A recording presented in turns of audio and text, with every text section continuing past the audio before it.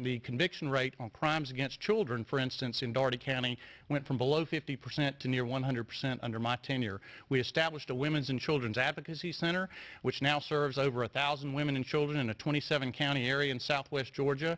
And as I said, I have personally been before juries hundreds of times. Mr. Clay, you have not been before a jury one time in your career. You have never argued a case before any appellate court, and yet you propose to supervise 110 litigators on behalf of the state to do that every day. How, sir, can you do that? Mr. Teilhet? I've spent my entire career standing up for victims, standing up and protecting families and children, and fighting corruption. I have a wonderful wife, a beautiful little girl, and later this year I'll have a little boy join the family. I have a vested interest in making this a safe community, and I will fight to make sure all Georgians' rights are protected, whether they're black, white, rich, poor, it doesn't matter. And if you elect me Attorney General, I will make sure that I fight for you. I'd be honored to have your vote. And Mr. They're held accountable. I've prosecuted a sheriff, a judge, an assistant chief of police, and more than a dozen police officers who thought they were above the law.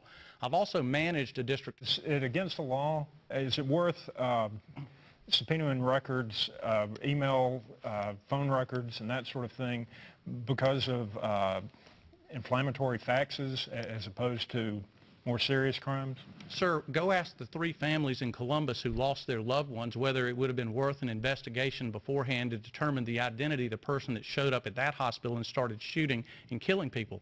Thank God we determined that it was somebody who was not going to come in the hospital and start shooting, and that was not a public safety threat to the community, to the doctors, to the patients, and the people there.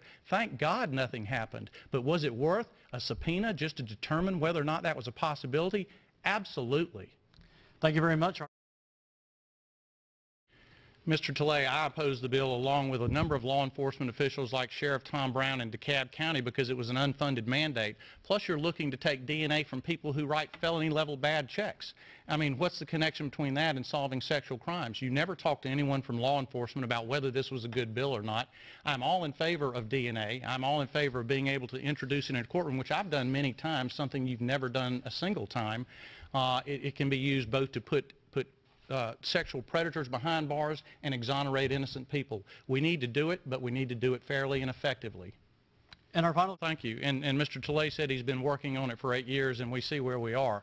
It is a very impending crisis that is coming up, and we'll deal with the middle of next year. And there, well, once again, I would enforce the laws of the state of Georgia. I believe that the issue that we're seeing out in Arizona and what we're seeing here grows out of a frustration of the American citizens that the federal government is not doing its part in enforcing the laws that are already on the books. So I would certainly...